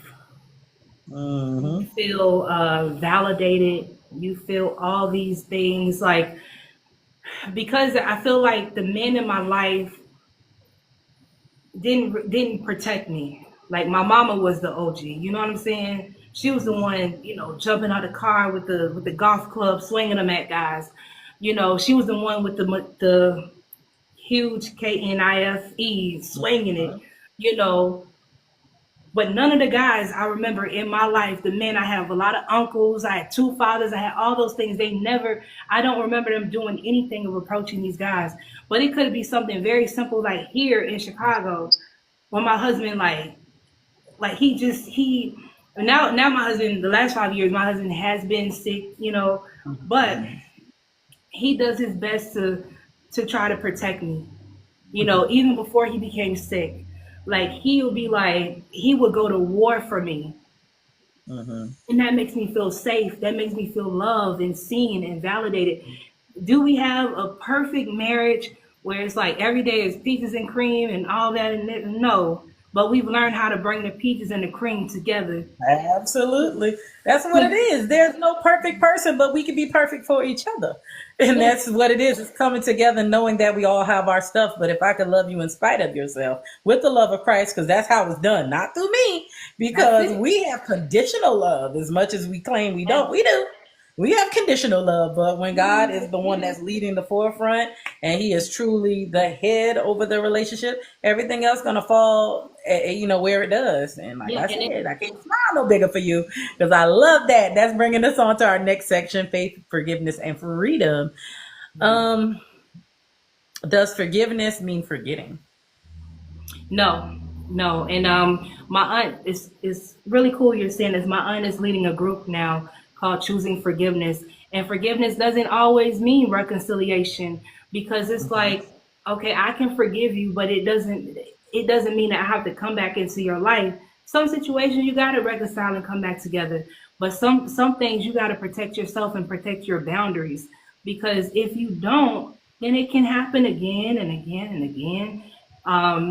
So we'll never forget. It's going to always be in our mind. No matter how much we try to push it to the back or compartmentalize things, it's going to still be there. But you forgive to help you deal with those tormenting thoughts. You forgive to help you move forward with your life. There's still people who are holding on to unforgiveness from people who are in the grave. My husband be saying that they gone. That's a fact. That's a fact. And then it can seem like when you see them, they smiling and happy, and then you like, what they happy for? You wasting your life. You wasting your life. Life is so much more beautiful on the other side of healing. That's a fact. That's a fact. And you answered the next question, because we were going to talk about reconciliation with y'all. Y'all already did that. So do you believe healing is ever fully complete, or is it a lifelong journey? It's a lifelong journey. Like I said earlier, it's a lifelong journey. And every destination that you get to, you just got a little bit more stuff. Like you traveling this journey, you got this big old suitcase where you're putting tools in there, because what may have triggered me 3.5 years ago or 10 years ago ain't gonna trigger me the same way today. And I'm able to handle it a little bit differently, so yeah. Some of these questions we've definitely already went in a depth with, so I'm literally perusing them now, so we can get into some other stuff that maybe we didn't already do, because the next section is about protecting children and awareness, and also social media and your life's work. So in terms of some behaviors that are often misinterpreted, that could be some red flags. What do you think some red flags are via your own experience, or maybe new red flags that could tell if a child is being touched or abused in any type of way? I think maybe because I mentioned earlier about the bedwetting, they're wetting themselves a lot, acting out, seeing how they're playing with other children. My mom caught me with a girl when I was about 6. That was the very first time she caught me in the act with a girl my age. So sometimes they just playing around. They're not just playing around. So acting out with other children, touching themselves a lot, watching inappropriate things. I would say also a red flag could be, the way that they act when they're around certain people in your life. So if you have a guy friend or even a female friend, or that aunt or uncle, grandma, granddaddy, nobody's exempt. And if you notice that your child don't really want to Be with them. Don't force it. Don't force them to hug them. Don't force. They don't want to do. Don't let them do that. A Yep. child is always to themselves, because I used to be by myself a lot. That could be a sign, like, what's going on with you? What's wrong? So, and those are some things that I would say.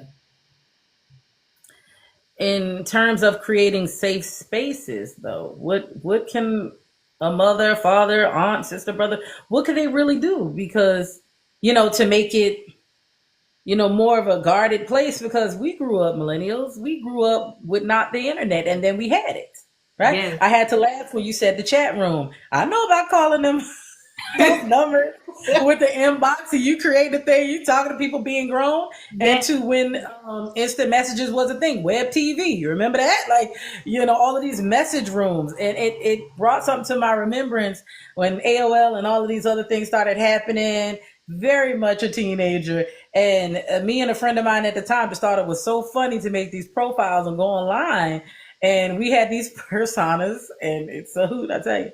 And we literally were just flirting. I never met up with people. I don't know what she did, but it was funny to get an inbox full of messages from just a bunch of horny men. I ain't gonna hold you. It was interesting, the things they were saying to us.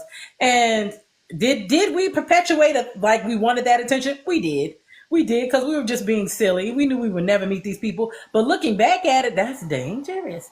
These kids nowadays, they have the Roblox, and they have other things, the internet, even TikTok. You can just check a box to say you're 13. But a lot of kids sometimes end up here because, we do talent shows here as well. And I'll be quick to tell you, baby, I don't babysit. So you're not grown. You can't be here. Find somewhere else to go. It won't be here. Even if it's sharing a talent, I'm just not. I don't want you to feel that comfortable with me to come on here, and you're young, because we have adult topics. We have, songs, we have poetry, we have all types of stuff. And I'm not going to be responsible for that. So in terms of them having the internet, cell phones, and all of these things they can get into, not to mention their peers, and everybody just seems overly freaked out because it's right in your face with these suggestive cartoons and movies. And growing up, yes, very much VHS girl into a DVD girl. There were movies I didn't watch, and my peers did. So when they would say, hey, did you see, for example, I don't know, I'll say Jungle Fever as a movie. First of all, that was rated R, and I didn't have no business watching it. So no, I didn't see it. Did I see these mature movies that my peers would come back and talk about? Absolutely did not, because my mother didn't play that. Now, did she have these movies? She had a lot of them. Did I sneak around and watch them when she wasn't home? Absolutely. My mom was a workaholic. So I got into a lot of these things, looking at things I had no business, self-exploration, being around kids who were obviously being touched in some type of way, but I didn't understand what it was in real time. And them even sometimes being overtly sexual with me. And I didn't understand it, because that just wasn't the life that I was living. So I can understand, looking back at it with adult eyes, on how much you really didn't know that was going on. And even sometimes, like, my mother never really restricted me from spending the night places, but I found that a lot of my peers, their parents didn't play that spend the night stuff. And I always would take it personal, like, well, there's nobody at my house. Like, my mom's not dating. There's no men here. My mom's not even home. It's just literally us. And my grandmother lives literally next door. So I didn't get it. I get it now, as I've grown up and got wisdom behind it, where you cannot have your kids everywhere. And some of these same kids that were not allowed to go, to other people's houses, oh, honey, they had sordid lives. I ain't going to hold you. They did, because once their business started coming out, and I'm thinking, y'all was worried about coming to my house and wasn't nothing going on. I should have been worried about going to yours, but it's the projecting. And you're thinking, just because you're keeping your kids in the country on a dirt road, they're not doing. Oh, they doing plenty. So whereas I, realize a lot of my peers growing up, for lack of better, were out there, but you don't know the reasons why. You just call them fast, you call them grown, you call them whatever you calling them, but don't know really where that comes from. So, but that comes with maturity, not when you're in it, and that stains you. It definitely does stain your the representation of yourself and the reputation that people see of you. So again, safe spaces. How do you really create that now, 2026? What does that look like, really? Oh my goodness. So I'm also a teacher. So I sub at the schools, and I hear a lot of students, and I do have to go. But I'm gonna stay on here as long as I can. Yeah, no, we only have probably about 2 or 3 questions left, and then that's it. Okay. Okay, my apologies for interrupting that. No. Go ahead. So, working in the school system, I hear a lot of stuff. And one of the things the kids are talking about is eating butt. And they brag about it. They brag about the boys and the Groceries. girls. They brag about it, about being an eater and a feeder and all this and that. And then they do this thing where they have like if they sharing, drinks and stuff, like back in the day you do this. But I said, listen, I told the students today, I said, y'all want to keep drinking behind each other, but y'all be bragging about eating butts. Like come on now. And then even at the elementary school, because I was in middle school today, so elementary school, the little kids they'll say, "Oh, no Diddy, no Diddy." What do you know about that? These kids they know everything. Everything that's going on social media where you don't think that they know about it. And if the kids who don't know about it, they're going to show them when they get to school. So as the internet is not safe because corn is free. You don't got to pay for corn. Free. If you scroll here long enough, you're gonna see it. Yeah. So Free. man, I would encourage the parent, guardians, aunties, uncles, safe people to just have those casual conversations. Make sure it's okay with their parent. Like it's okay if I talk to them about this because I know some parents don't feel comfortable, with you talking to them about sex and stuff. But I know today I mentioned to the students, I said, especially if y'all talking about eating butts, y'all need to get tested. Y'all got to get tested. And the thing that I love about my mom is that she was, again, proactive. Now, I'm not saying that when I was out there that I didn't contract things when I was out there, but as thanks be to God, today I don't have anything. And I thank God because that's my mom. My mom stayed on top of that, even though she didn't approve of me being out there, but she knew what was going on. And she got me the treatment and medications and things I needed at that particular time. And I am so grateful to her for that. So don't be afraid to have those conversations. And if you are afraid to have conversations like that, then maybe seek out a therapist. If you have Medicaid, see if you can find a therapist or a school counselor or caseworker, case manager, or even if you go to church, maybe say, hey, is there a way that you can maybe talk to all of us together? There are programs like True Love Waits. Girl, I went through all those True Love Waits, the abstinence programs and stuff like that is centered around that because HIV is real. HPV, human papillomavirus, those things are real. And it's taking people out. Like I believe that if I wouldn't have gotten the treatment I had to get at age 14, I probably would have had cervical cancer. I had a peer that had became unalive from cervical C word. I forgot we can't say that.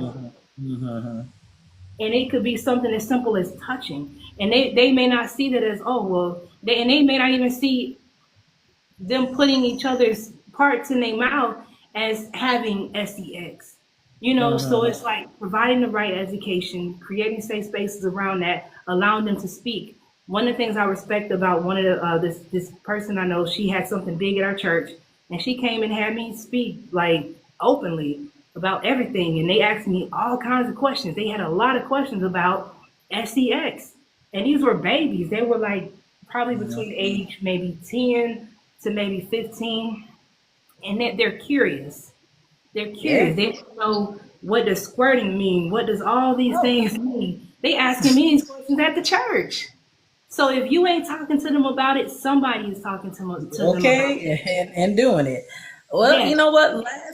Lastly, and this is legacy because this is the Legacy Lounge. When you think about your legacy and somebody says your name 20 years from now, what do you hope they say about you? She made it, and she helped me to make it too.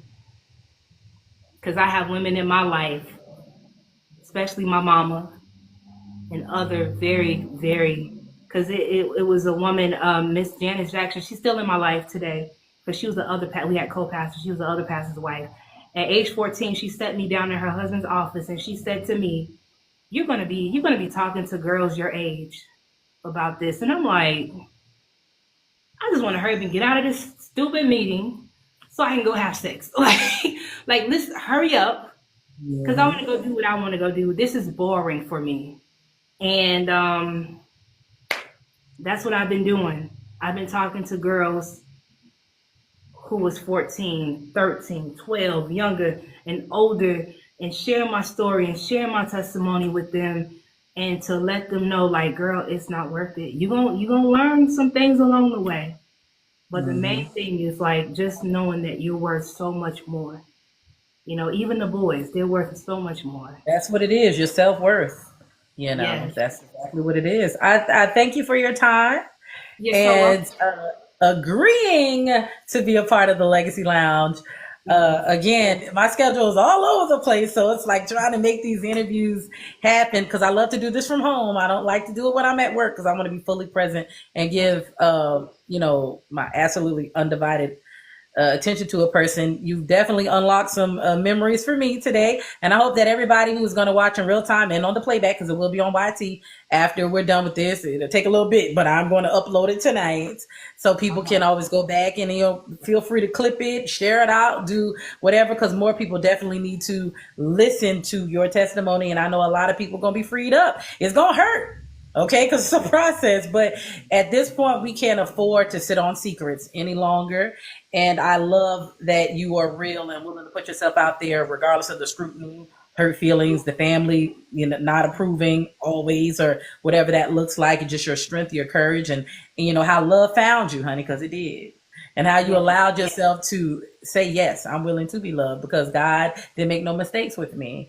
And I love that. I don't know if you have time for a poem. I'm not sure. I should. Yeah, Okay. I do. Okay. Well, go ahead and do your thing, huh? All right. Okay. Beaten, battered, tattered and bruised, touched by him, then her, then him, pushed down, strapped down, trampled on, spit on by the evil spirits of perversion, told to keep quiet, never saying a word, too afraid to let your voice be heard. What will you say? The voices in your head are telling you that no one will believe you. What will you say? Will you speak, scream, or cry? Will people listen or pass you by? Or will this suppressed wound eat away at you until you die with no reply, no I'm sorries, or will you forgive me? This wound has festered way too long. You're not alone, you are strong. Ignore those voices in your head that keep telling you that you're better off dead. Keep living, keep breathing, keep rising, keep shining. Who hurt you will not win. Don't give up or give in. You got this. Today is your day to be strong. Know that what they did to you was wrong. Turn off that sad song and let's listen to Happy Feelings by Maze and Frankie Beverly. Again, you got this. Brush off the pain, the shame, the guilt, and heavy burdens of soaring secrecy between you and the enemy of your soul. With each step, you're becoming stronger. Those deep wounds are beginning to heal. The scab of feeling is taking place not to erase your memory, but to remind you of what you overcame and is overcoming. Tell that little boy or little girl inside of you that it's safe to come out to play because it's a new day, a new fresh anointing from the Heavenly Father's hands to your heart. It's time to live, beaten, battered, tattered, and bruised. It's time to surrender from those suppressed wounds. Let's dance in the rain as we escape the pain to regain what was once made lame, leaving those secret childhood games in the dark places from which they came, like the bedrooms, closets, backyards, or whatever else you were forced to keep what y'all did between you two, thinking that you know who would never believe you. No more secrets, no more shame, no more inaccurate diagnosis of you going insane. This is your lane to maintain. Again, you got this. Beaten, battered, tattered, and bruised, and yet you will not lose or become lost in those suppressed wounds. Suppressed wounds become suppressed secrets, which then creates a breeding ground for continual pain. Beaten, battered, tattered, and bruised, and yet you will not lose or become lost in those suppressed wounds. Suppressed wounds. Suppressed wounds. Yes, plug it, honey. Tell them where they can find you, where they can book you for speaking engagements. Let them know. Yes, so click the link in my bio. Click the link in my bio. It's going to take you to my link tree. And then there's going to be my website. You can scroll all the way down for booking and inquiries. And that's just how it is. Or call 202-888-7362. Again, 202-888-7362. I think someone's at the door. But I appreciate this time. And to everyone watching, God loves you. You're so important. You're so special. And you can recover from anything. From anything.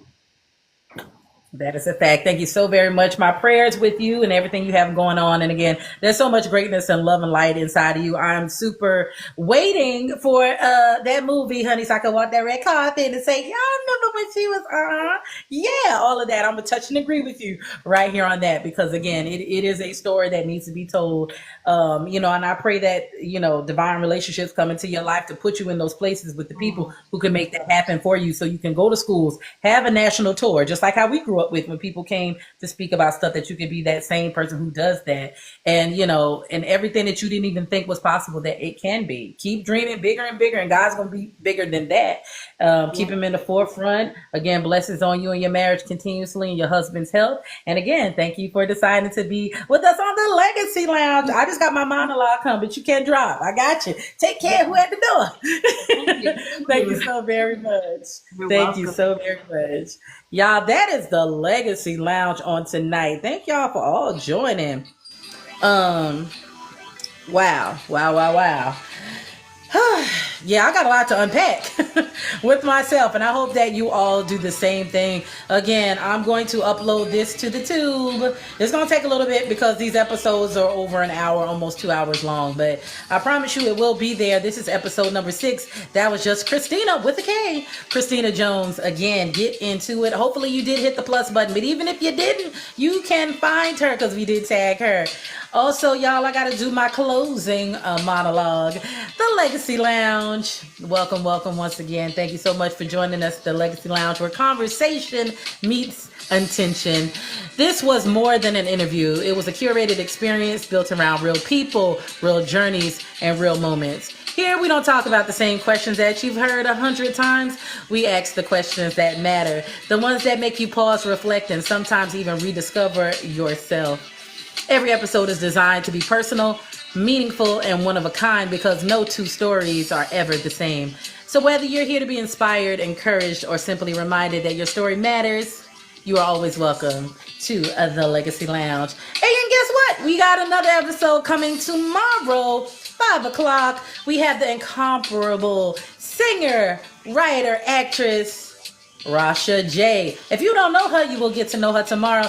I've known this lady since 2005. We were in an off-Broadway production together. And to see where she's come all of these years later, it's going to be a reunion. Haven't spoken to her in years. Haven't seen her in at least 18 years. So definitely, she's going to let you know her journey, and even how she ended up being a voting member of the Grammys. We just had the Grammys, you all. And she's one of those people who make those things happen. So again, for anybody who's wondering how they can be a part of the Legacy Lounge, it is an invite situation. It just has to make sense to me. As we maneuver a lot of different people on Verse and Vision Live, a lot of people have, songs and businesses, and that's great. I love that. But if you just look back at the body of work that the Legacy Lounge has already done, it has to be up to par to what we're already doing, okay? And it's not to negate what anybody has going on, but you see the type of interviews we do and the longevity of these interviews. So if you're used to fluff, it's not for you, because I'm going to go in depth and I'm going to curate these experiences for y'all. So thank you so very much. Again, we got that candle merch. Make sure you check out our TikTok shop and get into that candle merch that has been so very curated for you. Yeah, I had the Peach Perfect Harmony here on display. I closed it back up because I was getting too hungry, but Peach Perfect Harmony, again, it looks like real peach embeds, Bellini, agave. It smells so sweet. Of course, peach being at the forefront of that. We have other things that are in the TikTok shop that are on sale as well. And also, y'all, momentarily we will be taking it off the TikTok shop, but we will still have merch available via our .com. So make sure that you check out our link tree to go see where else we are in the world. Again, we're on all social media platforms, not just here. So make sure you follow us. But y'all, I got a little intro, and I'm going to play it 2 times, y'all, because y'all don't, it ain't but 21 seconds. So y'all, this is the official theme song to the Legacy Lounge. Here we go. Legacy Lounge.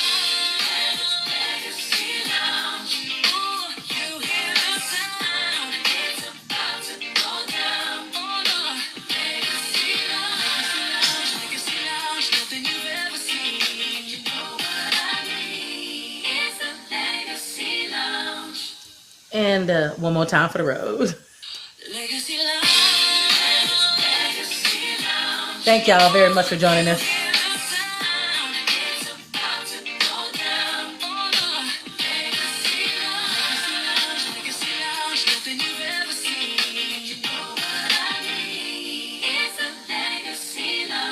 Thank y'all very much. And also, I always tell y'all what's in my cup is detox tea, y'all. Now, it ain't in our TikTok shop, but before we had a TikTok shop, I was getting some of everything. But if y'all are looking for kidney health, gut health, this Chinese 5-herb detox tea, perfect. Okay, and I'm letting y'all know that, and I'm not even getting paid for it. So that's what that is. That's what I've been sipping on. But thank you so very much. Shout out there to the team, Case Fast, JV, and Pepin. Make sure that you check them out when they're live. We got weekend shows coming up. Again, since I did a 5:30 tonight, that's the only show I'm doing tonight. I'll be back tomorrow at 5 p.m. once again with Rasha J. Make sure that you're here for that. You're going to love it here at the Legacy Lounge. As I always say, in the meantime, and in between time, later.